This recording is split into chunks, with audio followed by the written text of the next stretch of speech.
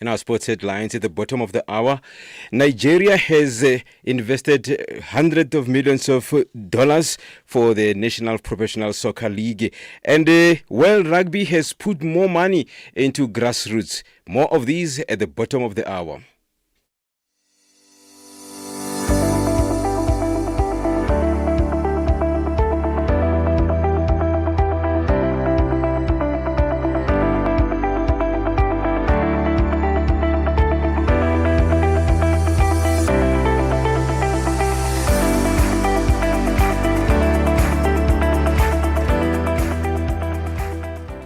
It is a very good afternoon to you, Chad. Good afternoon, Guinea, Benin, Sierra Leone. Good afternoon to you, Eritrea, Gambia. Good afternoon, Eswatini, the Seychelles. Good afternoon to you, Nigeria. Good afternoon, Africa. Welcome to Africa in Business on Channel Africa. I'm Thami Ngubeni. This is where you get the African perspective. It's where we meet to look at the latest in news, business and sport. It's gone exactly 8 minutes after 4 p.m. Central African time. A lot in store for you this afternoon, including conversations around the upcoming Africa Forum that's taking place in Côte d'Ivoire. We also get to meet our guest today in the C-suite. It is Brian Klotze, and he has started and is the founder of an innovation, engineering, construction and turnkey solutions company on the African continent. Do keep in touch with us on the various social media platforms. On X, Instagram and YouTube, you'll find us at Channel Africa 1. Actually, if you are on YouTube, you get a bonus because you get 2 for 1. Not only do you get to hear us, but you also get to view us as well. On Facebook, we are at Channel Africa 1. Welcome to it. Get Channel Africa on DSTV Audio Bouquet. Channel 802. Connecting Africa to the world. Africa in Business with Thami Ngubeni brings you the latest insights on Africa's economy. Now, the 2025 edition of the Africa CEO Forum will see over 2,000 CEOs, investors and public sector leaders from over 75 countries gather in Abidjan, Côte d'Ivoire. This is from the 12th to the 13th of May. The forum is taking place on the economic backdrop marked by rising protectionism, reduced development aid and high debt serving costs. This year, the discussion will focus on enhancing governance, refining public policies, and also accelerating the African Continental Free Trade Area. For more on this, we joined this afternoon by Amina Khaled El Sayat, International Finance Corporation's Principal Officer for South Africa. A very good afternoon to you and welcome to Africa in Business. Good afternoon, Thami. It's really great to be here with you today. Great to be talking to you, Amina. Now, the IFC is a co-sponsor of the Africa CEO Forum. What is it that informed your decision to back this particular gathering? Thanks a lot, Thami, for the question. So, as you know, the core objective of what IFC is trying to do is to drive economic development through private sector. And the Africa CEO Forum provides a great platform for business leaders to share insights, strategies, and good practices that can stimulate that private sector investment and innovation. So we've been partnering with the forum since 2018, and this partnership has been strengthening year on year.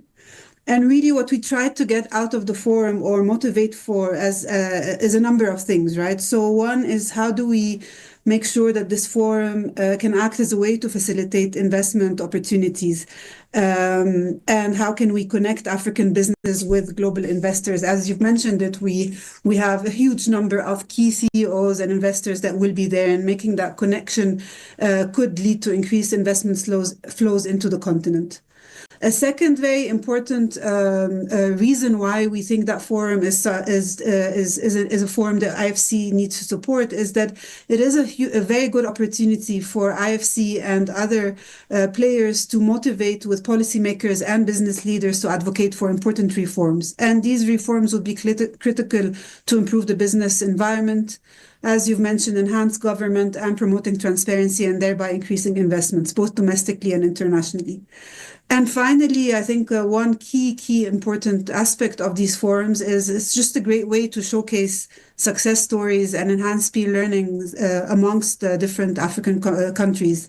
By highlighting these stories and enhancing the partnerships, we can demonstrate the positive impact the private sector can make on growth and on employment. So we really hope that these success stories can inspire that confidence and attract more investment in the region. So let's look at this in a rather practical way. Amina, we've been speaking now about strengthening relationships between government and business. We've been speaking about, the high debt servicing costs, reduced development, protectionism, etc.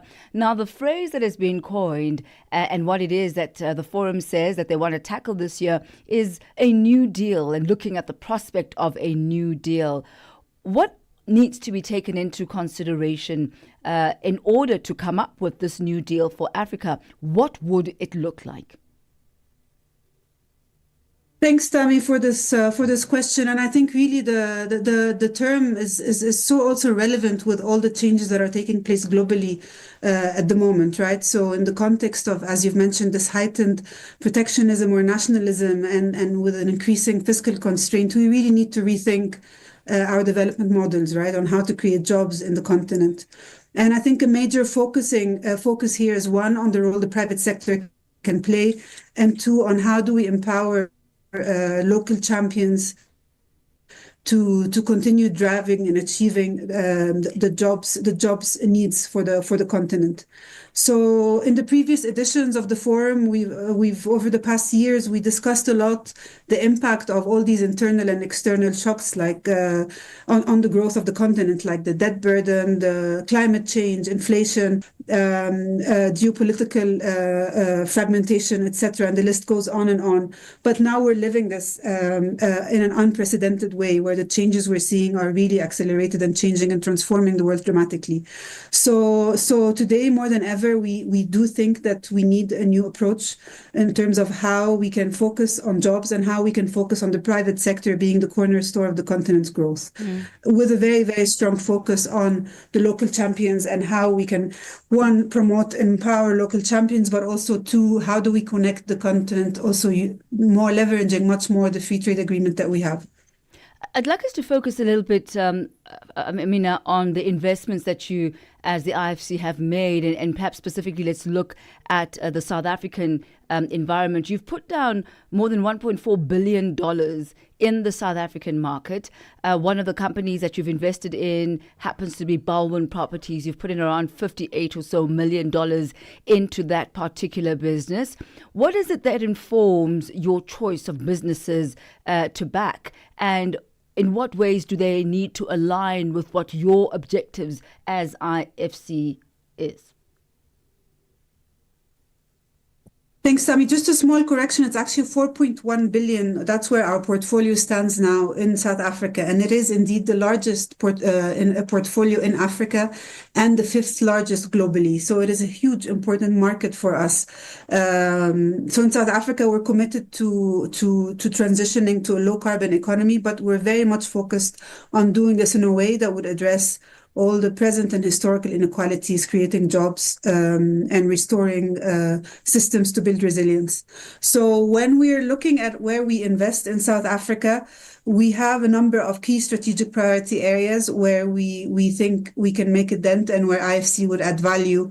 And those includes infrastructure, affordable housing, green buildings, manufacturing, industrialization, access to finance and inclusive finance, especially for women, and really focusing on sectors that are job creators. You mentioned Baldwin, and that's, I think, one of many investments that we've done that also promote green and sustainable investments and green affordable housing. And here, maybe I would like to quote a small example that sustainable finance has been a huge focus for IFC with more than 1.5 billion invested and directly mobilized by IFC in South Africa. And only recently, we've just actually in April celebrated the significant milestones in terms of environmental sustainability and EDGE. I don't know if you're familiar of the Green Certification Program, where we've reached a remarkable 10 million square meters of green certified floor space across Africa. So we've had quite a nice celebration around that. And South Africa is at the heart of that. And the nice thing about the story is that it really shows or underscores the transformative potential of what green investment and green buildings can do in a rapidly urbanizing continent like South Africa. And with that, we are monitoring unbelievable energy savings, water savings, and embodied carbon savings, which would have a major impact on our low household community in terms of reducing their running costs. And obviously, that sector is also a huge employer in terms of the direct and indirect jobs it creates. Mm-hmm. So we look at these investments to the extent possible. And there are areas where higher risk that IFC is willing to take, or longer tenors that are not provided by the local markets. But most importantly, what's the overall impact that it will have in terms of sustainability, jobs, climate, and others? I'd like to go back to an earlier question. The numbers that I was looking at, that's 4.1 billion, 4.2 billion. According to the records that we have, that's the amount that's been invested on the African continent as a whole. How much of that is actually gone into South Africa? Is that then the $1.4 billion that's gone into South Africa specifically? No, the 4.1 billion is South Africa's current portfolio. I don't have the number for Africa as a whole right now, but I think we need to make that correction and clarify that. So that's our current standing portfolio of investment in South Africa as IFC. And that's quite impressive. You've also invested in over 40 countries around the African continent. What does that inform who you invest in, and what seem to be the low-hanging industries on the rest of the continent outside, let's say, South Africa? No, absolutely. I think that the biggest thing the most important aspect we're looking at is that we're always looking for a partner that we know can deliver and can trust. So the sponsor and their role, the role that they can play in the sector is critical. As I've mentioned, development impact is something we're always looking for. If we're going to add value and we're going to be able through that investment to address a specific development challenge, then you'll find that IFC is willing to come in. In terms of the priority sectors that we're seeing, so obviously we think one area that we are very focused on, obviously, but we want to continue growing on is the agribusiness sector.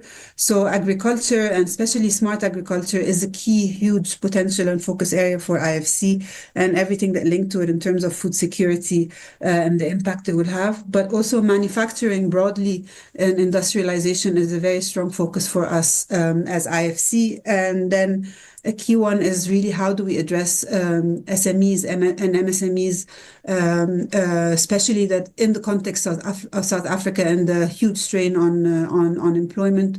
We know that MSMEs are the main employment generators for Africa. So how can we make sure they have access to finance, and we create the right conditions for them to be able to access that finance, either by directly investing or by promoting our advisory service, implementing advisory. So as you also are aware, we do a lot of our main core work is on investment, but IFC has a huge portfolio of advisory services and technical assistance at the firm level, but also with governments to promote the business environment for SMEs and investors to grow. As we conclude our time this afternoon, I mean, if you could just touch on, please, for us this afternoon, South Africa now holds the G20 presidency. What type of new opportunities does this create for the private sector, and how is the IFC engaging with the G20 agenda?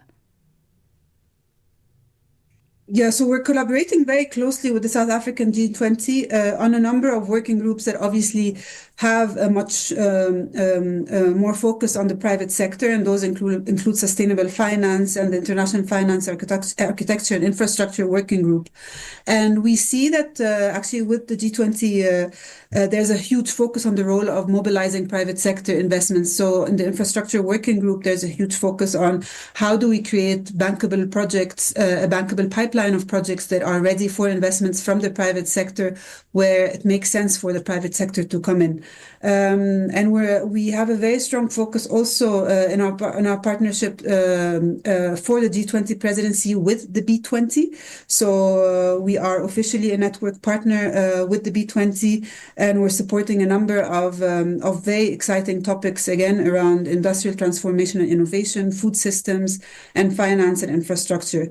And we have a number of important events coming up that have a focus on the Sustainable Finance Forum with SADC at the fringes of the G20 that is coming up in June, and the SME Forum that's happening in September. So a very strong focus on how do we enable SMEs, enable investment, use blended finance tools to be able to mobilize private investments in key sectors with a very strong focus on jobs and on infrastructure. Well, thank you so much for that update, Amina Khaled El Zayat, and wishing you all the best for the upcoming 2025 edition of the Africa CEO Forum. Thank you very much, Thami. It was a pleasure to be with you today. It certainly was. Thank you so much. That's Amina Khaled El Zayat. She's the International Finance Corporation's Principal Officer for South Africa. The IFC is the co-sponsor of the Africa CEO Forum, which takes place in Abidjan, Côte d'Ivoire, from the 12th to the 13th of May. Get the news, music, and lifestyle of Africa on Channel Africa, the African perspective. G20 in Africa, exclusive to Channel Africa. Now, the G20 Second Culture Working Group meeting, which took place from the 5th to the 6th of May in Johannesburg, South Africa, highlighted the key role of museums as well as heritage institutions in the preservation and protection of a culture and encouraging sustainable development. Some of South Africa's priorities are the fight against the illicit trafficking of cultural property as well as social inclusion through culture. Channel Africa's reporter Ntantla Mahlangu reports. Under Brazil's presidency last year, the G20 Culture Working Group highlighted the relationship between education and culture. Taking over the presidency, South Africa has expanded on the cultural agenda. Minister of Sports, Arts and Culture, Gayton McKenzie, says culture today is an economic engine, a for justice, a foundation for innovation, and a beacon for sustainability. We are going to advance some issues that has been put at the back burner, that has never been part of the G20 discussions or adequately ventilated and debated during G20 gatherings of this sort. Like, for instance, the repatriation of our art. Like, for instance, the repatriation of some of the bodies.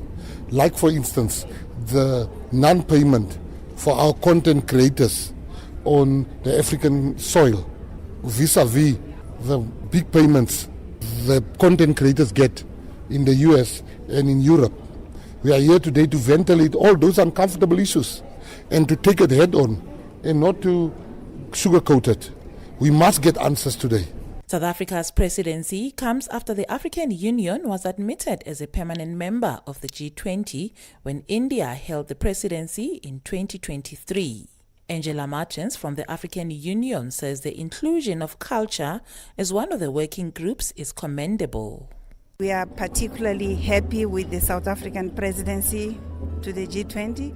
It's the first one from the African continent, and with the work of the Culture Working Group, we really hope to request for support and see how the platform, the member states of the G20 can support issues related to restitution of cultural property, promotion of cultural and creative industries, the use of AI for cultural workers. I believe this is a very strong platform, and as was said many times in the meeting, in the opening, it is critical that the world knows about us and also assists us in recovering looted heritage from the past. Vinicius Gatla da Rosa, General Coordinator for International Affairs at the Ministry of Culture in Brazil, says culture provides pathways to collaborate and develop sustainable and balanced solutions to contemporary global challenges. We also hope to make progress on the item of culture as a sustainable development goal in the next development agenda. So we think that culture must have a place of its own in that agenda, and culture contributes more than 3% to the GDP of our countries. It's an integral part of our development strategies, and we want to make sure that this is understood by all the leaders of the G20 and not only on the G20. The creative economy, it plays a really important role in this. So this is also one of the items of our priorities here set by the South African presidency. Discussions are focusing on 4 critical priorities, which are safeguarding and restitution of cultural heritage, cultural policies in socio-economic strategies, digital transformation and cultural sustainability, as well as culture and climate change. Reporting for Channel Africa, I am Nhlanhla Mahlangu in Johannesburg. Stay ahead with Africa in Business, where Thami Ngubeni unpacks your go-to source for Africa's economic trends and development. And still keeping our focus on the G20, the African Union Development Agency says African countries must work with banks to dismantle red tape hindering female entrepreneurs to access funding. The union, which joined G20 member states in 2023, is part of the delegates attending the G20 Global Conference on Financial Inclusion and Women Empowerment in the South African town of Rustenburg. Tulufelo Mohami has more. A call for banks to remove barriers that hinder women from access business funding. Head of Youth, Gender and Women Empowerment of AU Development Agency, Jessica Ano, had this to say. We need to work with the banks to de-risk women's businesses to make sure we have specific products for women. But we also need to support women collectives. We need to support building women banks, having such big and strong financial champion at country level that women do no longer suffer be able to access finance. A delegate from UN Women, Tsorofatso Dipukwane, emphasized the importance of women in leadership and global knowledge sharing. We have a lot of programs that really hone in of, women that are in, various rural areas, and one of which is the entrepreneur program, of which I'm a program analyst of. So this program is a part of the Women Economic Empowerment, a broader program that we have at UN Women. What it does is it is a program that is funded by the De Beers Group. It is implemented by United Nations Women Samco in collaboration with our 2 partners, the Musina and the Bloberg municipalities. The World Bank states that access to finance must be coupled with skills development. Senior Knowledge Officer Felicia Sechrist elaborates. Evidence also shows that access to finance interventions is not enough to improve business growth for women entrepreneurs, but they must be combined with access to skills interventions, such as training, as well as access to markets interventions. South Africa's G20 presidency predecessor Brazil says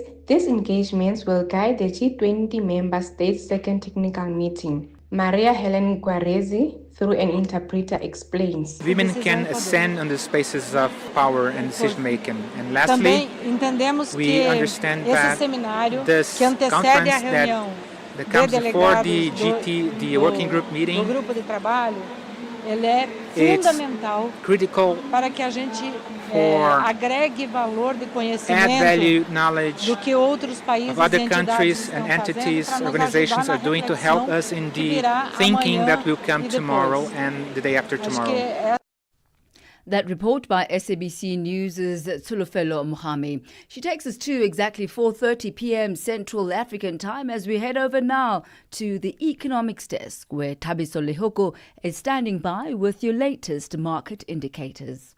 G20 in Africa, exclusive to Channel Africa, championing Africa through solidarity, equality, and sustainability.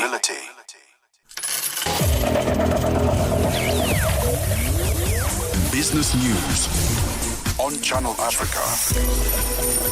The African Perspective. Thanks, Thami. And in your financial indicators, $1 in South Africa will cost you 18 Rand 23.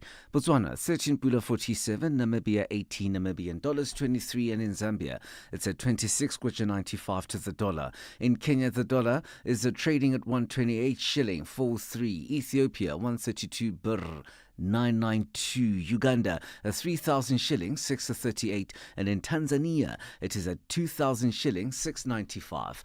$1 in Nigeria is trading at 1,000 naira 606. In Egypt, a 50 Egyptian pound 617. Tunisia, 2 dinar 980. Algeria, 131 dinar 768, and the Moroccan dirham is at 974 to the dollar. In Angola, the dollar is trading at 912 kwanza, while the Congolese franc is at 2,852 to the dollar.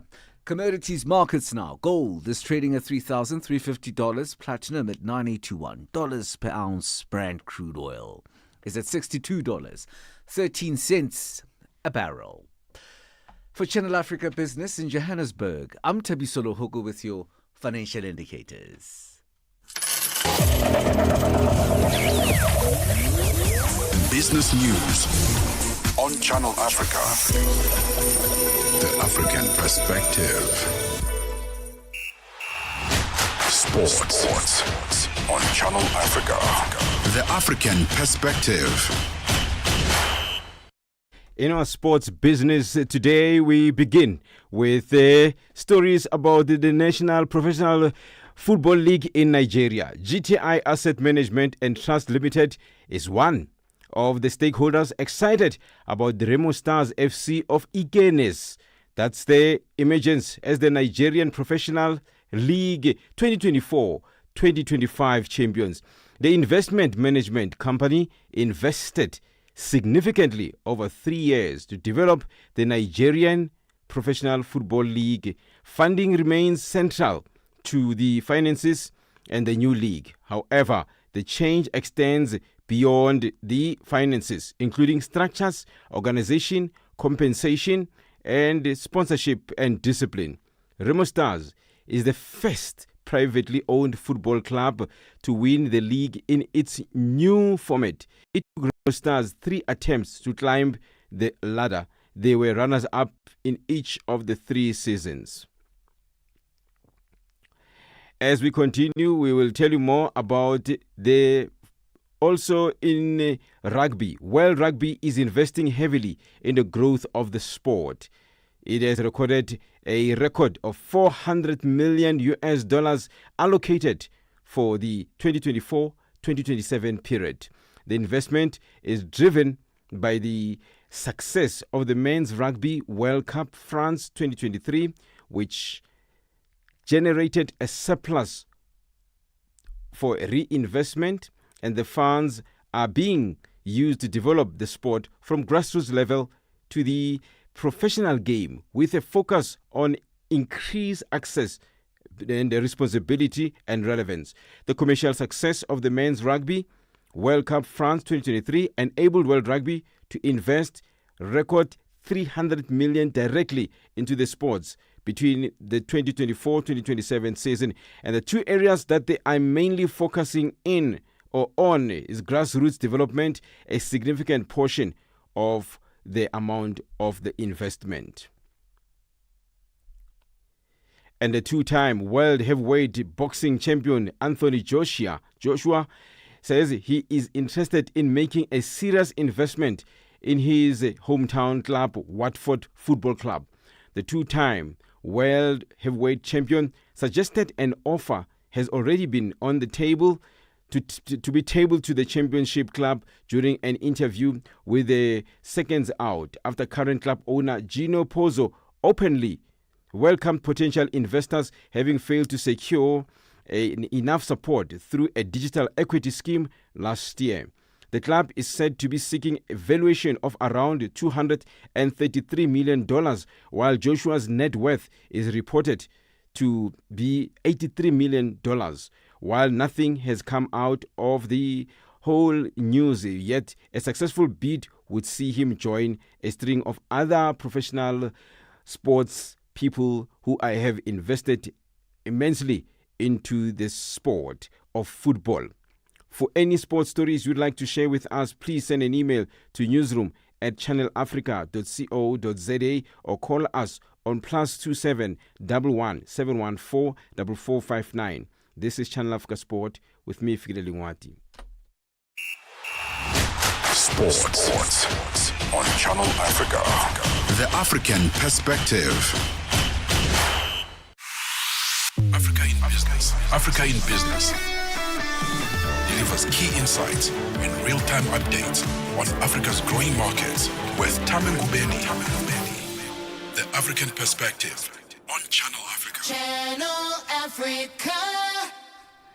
Thank you to Thabiso Lehoku and Figile Lingwati. If you have any stories that you believe would be of interest to our listeners, both on the African continent and in the diaspora, whether they be business, news or sport, do send us your story leads to newsroom@channelafrica.co.za. That's newsroom@channelafrica.co.za. Alternatively, you can call us on +27 11 714 4459. We are also available on all the various social media platforms. On X, Instagram and YouTube, you'll find us at Channel Africa 1. On Facebook, you'll find us at Channel Africa. Africa in business on Channel Africa. Tanzania says it's making moves to increase its role in the global market for critical minerals, with government officials and industry players highlighting new opportunities for export. The country is aiming to leverage the growing global demand for minerals like graphite, nickel and lithium. Daniel Kijo reports. Tanzania is working to position itself as a significant exporter of critical minerals as global demand rises for resources needed in electric vehicles, battery storage and renewable energy technologies. At a mining forum held in Dar es Salaam, the Minister of Minerals, Anthony Mavunde, stated that Tanzania has considerable deposits of key minerals such as graphite, lithium and rare earth elements. He added that several projects are already underway, including the graphite development in Mahenga and nickel exploration in Kabanga. Ministry officials outlined new steps that the government is taking to support the sector. These include revisiting legal frameworks, fast-tracking mining licenses, and encouraging investment in value-added processing. Officials noted that local processing of minerals is being prioritized to increase economic returns and employment. Tanzania's strategy aligns with broader global trends where supply chains in critical minerals are becoming increasingly important for energy transition and technological industries. Industry analysts have described the country's potential as significant, provided regulatory and operational frameworks remain supportive. Daniel Kijo, SABC in Dar es Salaam. Africa in business. Channel Africa. Zilipendwa na I am Henry Shekif. Baiter, mambo vipi? Poa. Mwaka 2025 mpaka hivi sasa ukoje kwa upande wako mzee baba? Kabisa, kwa sababu tumejiandaa vizuri. Kama mwaka jana tumefunga vizuri na Septemba, mwaka huu tumefungua vizuri na hatari sana. Mzee umejipanga, utaki kutupumzisha? Maana mwanzo alikuwa analalamika sana, you spend long time without releasing songs blah blah. Now I need to back to back. Platform, mambo vipi? Mambo poa kabisa, wanasemaje uko ese? Yani huku kuna shangwe, yani la kufa mtu, sikwambie mtu babu. Hii ni mara yangu ya kwanza pia kusikika kwa pande hizo za South Africa. Karibu sana, unajisikiaje? Na furaha kubwa sana kwa sababu ni mara yangu ya kwanza na I hope watu watakuwa wananisikiliza, watu wengi pia. Ili uweze kuvuka nje, watu waweze kukufahamu, tuseme West hivi na nchi tofauti, ni lazima pia uanze kufanya vizuri hapa nyumbani, then uvuke East Africa. After East Africa, Zilipendwa hapa kwenye Channel Africa, taswira ya Afrika. Africa in Song with Chanduko Ligege. So the artist that I just played now went by the name A.B. Cresto. So A standing for Alfred, B for Benjamin. What's your take on people having two names? Is it because maybe you can't decide on a name? I've heard people saying that they are named because of whatever that was happening around. These are all the season now. I'm sure now a baby born in the Eastern Cape is called Namatarif. You see now? Or it was a born baby when it was, what do you call these things we used to pay for men driving? Noma e-toll. Noma e-toll, listen. Well, Noma Confident is leaving. Africa in Song with Chanduko Ligege. Africa in Business. Africa in Business delivers key insights and real-time updates on Africa's growing markets with Thami Ngubeni. The African Perspective on Channel Africa. Channel Africa. It is exactly 4:41 Central African time. This is certainly one of those moments that I look forward to when we talk to some of the brains behind, leading companies, those who are in the C-suite. Our guest this afternoon is Brian Tlotse. He is the founder of Mogoreng Group, a company that drives innovation in engineering, construction, as well as turnkey solutions in South Africa. As the continent prioritizes infrastructure development, job creation and industrial growth, Mogoreng Group prides itself on expert services in fabrication, civil works and mechanical repairs. Brian Tlotse lives by the motto, working together successfully. And he joins us live now on the line, not only on the line, but on the video as well, now that we are keeping up with the times and are live on YouTube. Good to have you with us, Brian. Welcome. Thank you very much, Ms. Thami, and good afternoon to the viewers. It's quite an honor to be here. It's an honor for us to have you here. So let's first of all perhaps talk about your interest in the engineering sector and what it is that attracted you to it. Yeah, that question, I get it all the time. and as a matter of fact, I don't actually know the best way to unpack it, but I'll just try to come down to the simplest way of bringing it down. Basically, what inspired us, Mogoreng Group, of me personally as Brian, to venture into the engineering sector, I've come to realize that the engineering sector is still, for the lack of a better word, I would say, is ring-fenced rather by the other racial groups, of which us black upcoming businesses, we're not tapping into that space. So basically, that's where I observed and saw that opportunity and said, I want to venture into this industry and try to make a small contribution into the engineering sector. And did you work for other companies before in the engineering space before you decided to put on your entrepreneurial hat and say, you know what, I'm going to go at this alone. Let me try and start my own setup? As a matter of fact, yes, I am a civil engineer by profession, but by default, I ended up finding myself in the mining space, particularly mechanical engineering, where we focused on earth-moving equipment. That's where I got the opportunity to engage with various league players within the engineering sector. So that's where I acquired the skills and the knowledge and the expertise. Then I later on decided to venture into my own business. And what did you find as some of the key challenges starting out on your own? There's one thing about having the comfort of a salary at the end of the month. The bond's going to be paid, the kids' school fees is going to be paid, the car note is going to be paid. But, you really do throw all of that aside once you decide to go on your own. Talk to us about that transition. Basically, that transition rather, it's more like the same transition as one first goes for employment. You're not sure if you're going to be hired or not, or just taking a leap of faith in everything that you do. But with this one, it's different, because if you decide to resign from your full-time employment and then venture into something that you don't know if it will be successful or not, that's one of the risks that we as entrepreneurs are faced with. And in the long run, it pays off.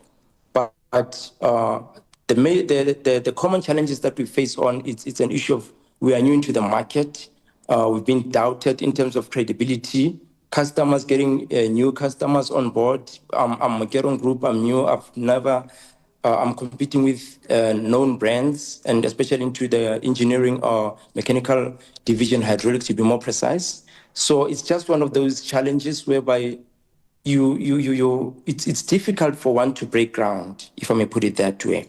And secondly, the issue of, because mechanical engineering requires a lot of machinery and it costs a lot of money, capital. That's one of the greatest challenges that we come across, because in order for one to be financed by the banks, you need to have a well-balanced sheet, your annual financial statements. But if you start up a new company from scratch, there's no way that you're going to have those type of requirements from any funding or financial institutions.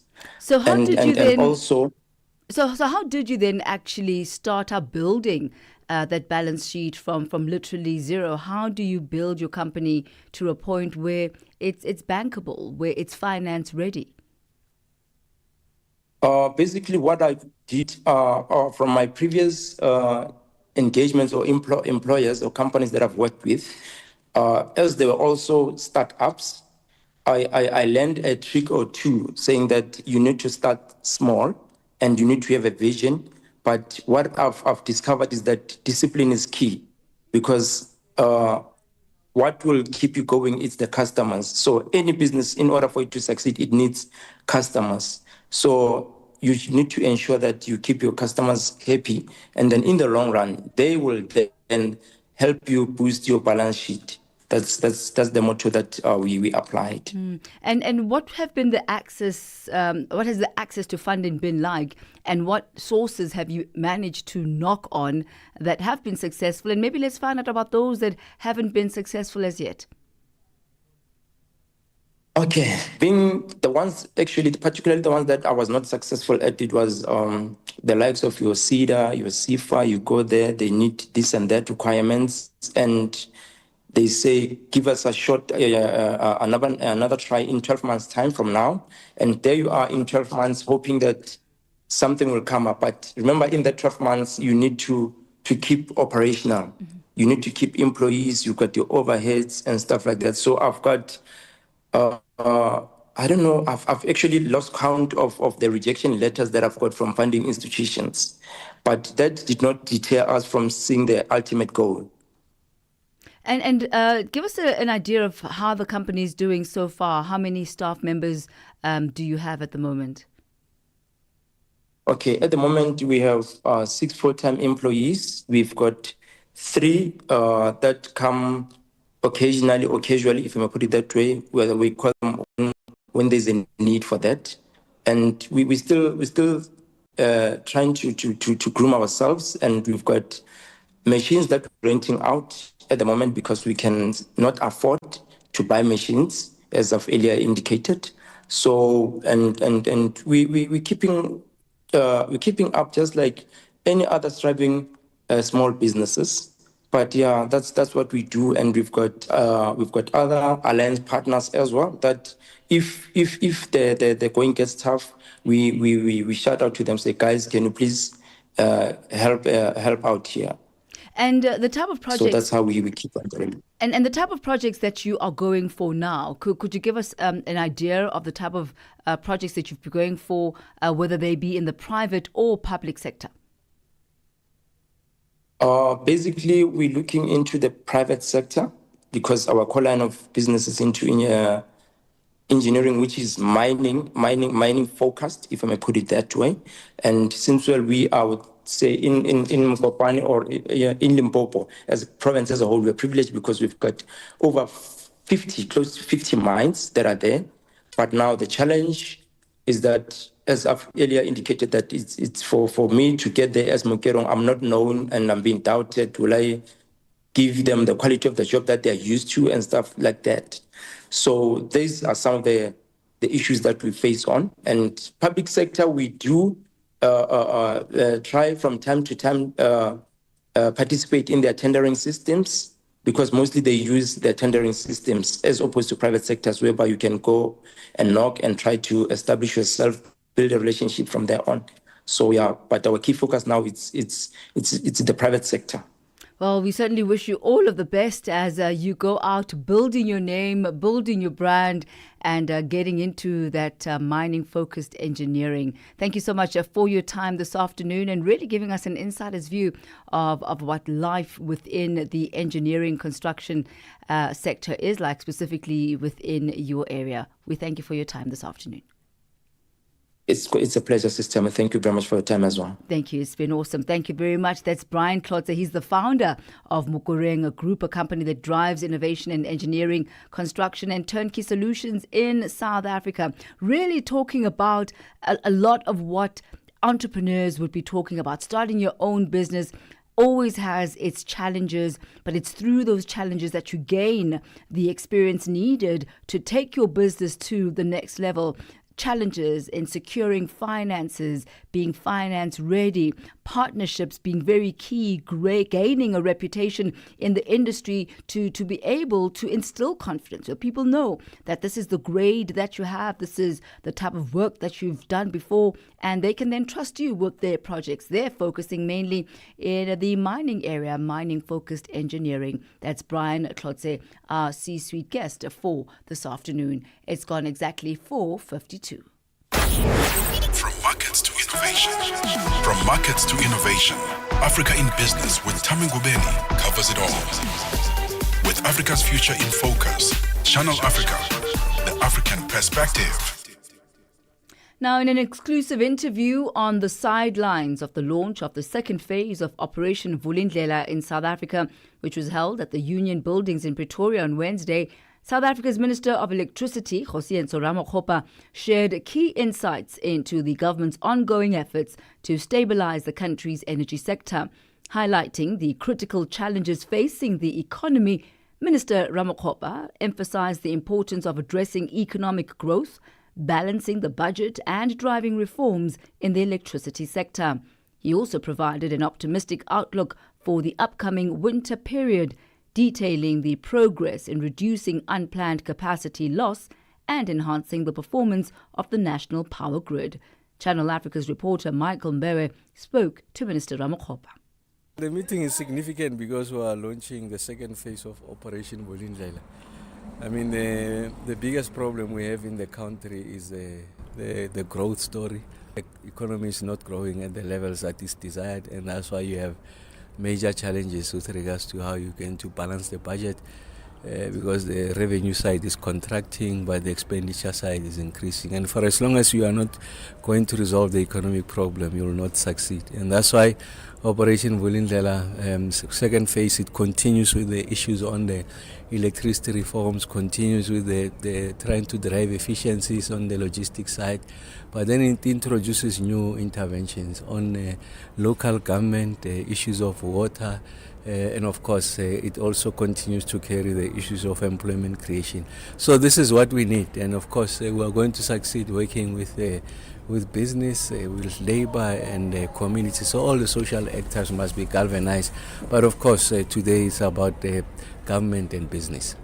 One of the key pillars in Operation Vulindlela is energy. Yes. And last week, or a few days ago, you just made an announcement that which has a positive prospect in terms of energy efficiency in the coming winter.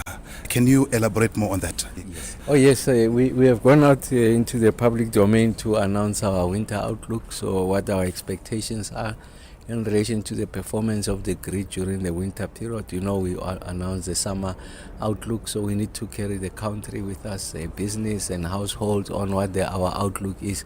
Of course, we're bullish. It looks buoyant in that we have trimmed the unplanned capacity loss factor from anything between 15 to 17,000 megawatts. We are now at about 14 to 13,000 megawatts. We are seeing that units are retaining. Milupi unit number 4, we have synchronized Kusile unit number 6. We are expecting Kubek unit number 1 to come back. So we are confident about the future. Of course, we are not complacent. We still need to do a whole lot more to ensure that we provide confidence and assurance in our ability to resolve load shedding. Minister, what has been the drive behind your ability to stabilize the grid after you were appointed Minister of Electricity by the State President, Cyril Ramaphosa? Well, a few things. The first one, that there had to be alignment between the shareholder, which is government, and the leadership of Eskom, from the board to the executive management, including across the power station. And then two was to stabilize the management leadership, the appointment of Mr. Marokani and the various GMs at their respective power stations. The third one was to provide that fiscal support to allow Eskom to refurbish, replenish and maintain the fleet. And then the fourth one was to ensure that this labor piece were able to incentivize good performance, performance-related bonuses. And then the fifth one was to, and of course related to the fourth one, consequence management. We were not seeing the desired results and people have been given the necessary resources. And the last one is to make sure that we continue these efforts, working with business, with labor and community, the non-state actors, to ensure that we are on the same page, we deliver on the same objective, of course, from our respective areas of responsibility. So that's an ingredient that has got us here, and it's a template that can be exported to other parts of the South African economy. That was South Africa's Minister of Electricity, Kgosientsho Ramokgopa, speaking with Channel Africa's reporter Michael Mbewe. Takes us to exactly 4:57 Central African Time. Et voilà qui met un terme à cette édition des actualités économiques sur Canal Afrique. Avant de nous quitter, je cède le micro à Joël Mouteba qui est ici, qui va nous donner quelques principaux titres qui seront développés dans Vue d'Afrique, notre magazine actuel en langue française. Bonjour Joël. Félicitations. Just for you, Joël. No, Just for you. How can I say that? I'm so C'est pour impressed. toi, Joël. Did you hear that pronunciation? Oh, this is very good. Congratulations. Merci beaucoup. So, de quoi sera fait Vue d'Afrique aujourd'hui? Alors, sur Vue d'Afrique, Thami, bonjour à tous les auditeurs de Channel Africa et particulièrement de Vue d'Afrique. Il sera question du Mali. Les partis politiques et les associations à caractère politique se mobilisent contre la suspension. Nous parlerons également du coup de colère du comité de crise pour la paix et la sécurité en RDC, mais aussi pour les grands titres de l'ancien gouverneur de la Banque centrale de Guinée, condamné à 5 ans de prison. C'est pour les grands titres. Thami, merci. Merci beaucoup, Joël. She comes up in just a moment with Vue d'Afrique, and at the top of the hour, it is the French news from myself, Thami Ngubeni, and the entire team from Africa in Business. Our producer, Mabobo Loka, our technical producer, Ndando Lutuli, and social media, Nzako Mashaba. You have yourself a splendid evening further. Bonsoir. Africa, voici Abedi. Oui, c'est moi. Abedi est un passionné de musique dans l'âme. Il a un goût pour toutes sortes de musique et passe ses jeux à aider Abedi et les mélomanes du monde entier à découvrir encore plus de musique incroyable. C'est pourquoi Channel Africa appelle les artistes africains à soumettre leur musique. Chers artistes, n'oubliez pas de nous fournir toutes vos informations pertinentes à l'email adresse musique@channelafrica.co.za. Les soumissions sont votre chance d'être entendues, mais elles ne garantissent pas une playlist.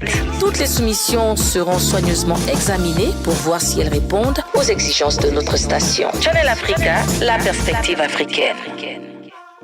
Hi there. Do you want to elevate your business and give it a voice in South Africa and Africa as a whole? Well, in that case, let Channel Africa make this a possibility. Channel Africa is willing to advertise your business for as little